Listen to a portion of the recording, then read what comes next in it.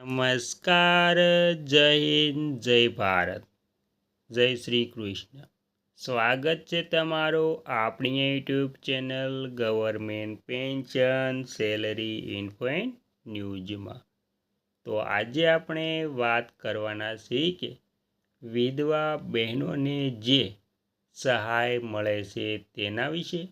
તો વિધવા બહેનોને કેટલી સહાય મળે છે અને તેનો લાભ કેવી રીતે લેવો, તેના માટે ક્યાં અરજી કરવી, તેના માટે કયા ફોર્મ ભરવા અને તેના માટે કયા કયા પુરાવાની જરૂર પડશે, તેની સંપૂર્ણ વાત આજે આપણે આ વિડીયો મારફતે કરવાના છીએ. તેથી વિડીયોને અંત સુધી જોવા નમ્ર વિનંતી. અને તમે આપણી ચેનલમાં નવા હોય તો આપણી ચેનલને સબસ્ક્રાઈબ કરવા પણ નમ્ર વિનંતી. વિડીયો ગમે તો લાઈક પણ કરી દેજો.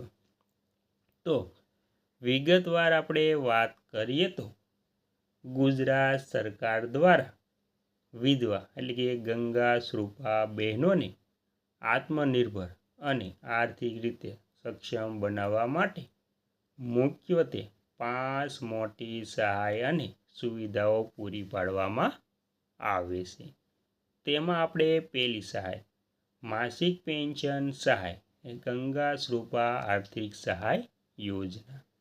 આ યોજના હેઠળ પાત્રતા ધરાવતી વિધવા બહેનોને દર મહિને ₹1250ની આર્થિક સહાય સીધી તેમના બેંક અથવા તો પોસ્ટ ઓફિસના ખાતામાં જમા કરવામાં આવે છે.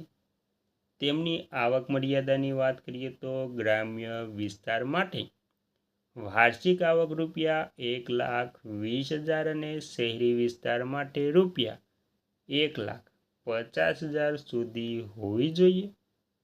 મહત્વનો સુધારો: હવે જો વિધવા મહિલાઓને 21 વર્ષ કે તેથી મોટી ઉંમરનો પુત્ર હોય તો પણ તેઓ આ પેન્શન યોજના મેળવવા પાત્ર બને છે.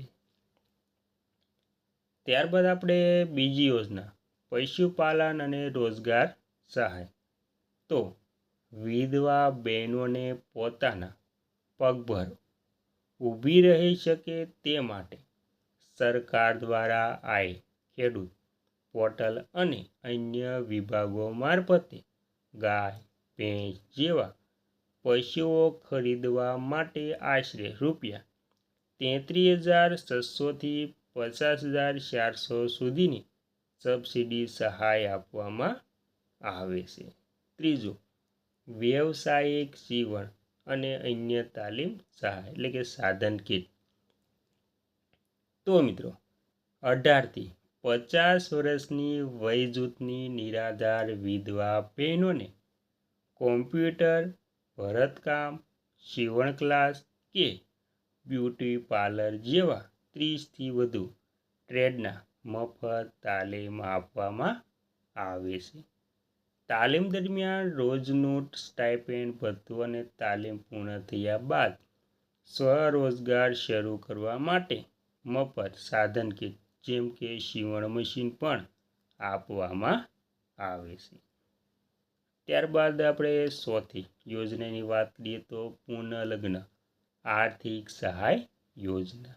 તો જો કોઈ ગંગા શ્રુપા બહેન ઉંમર 18થી 50 વર્ષ ફરીથી લગ્ન કરવા ઈચ્છે છે તો સરકાર દ્વારા ₹50,000ની આર્થિક સહાય આપવામાં આવે છે. જેમાં ₹25,000 સીધા બેંક ખાતામાં અને ₹25,000 નેશનલ સર્વિસ સર્ટિફિકેટ NCC સ્વરૂપે લાંબા ગાળાની બચત માટે મળે છે.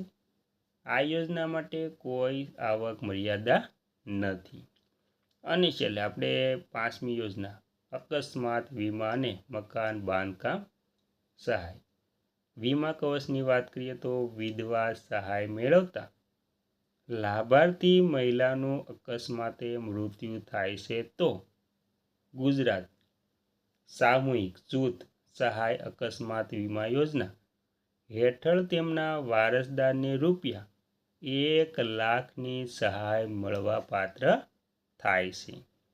આવાસ સહાય વિકલાંગતા ધરાવતી વિધવા બહેનોને પોતાનું ઘર બનાવવા માટે ખાસ યોજના હેઠળ આર્થિક મદદ પૂરી પાડવામાં આવે છે.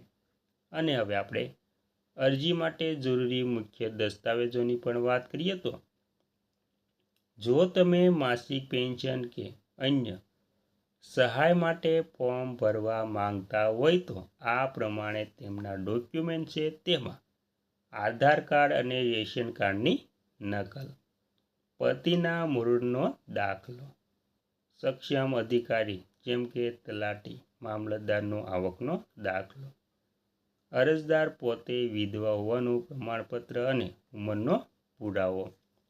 અને હવે અરજી ક્યાં કરવી તો ગ્રામ્ય વિસ્તારના બહેનો પોતાના ગામના વીસી કોમ્પ્યુટર ઓપરેટર પાસે, ગ્રામ પંચાયતમાં અને શહેરી વિસ્તારમાં બહેનો નજીકની મામલતદાર કચેરી અથવા તો જનસેવા કેન્દ્ર ખાતે જઈને ફોર્મ ભરી શકે છે.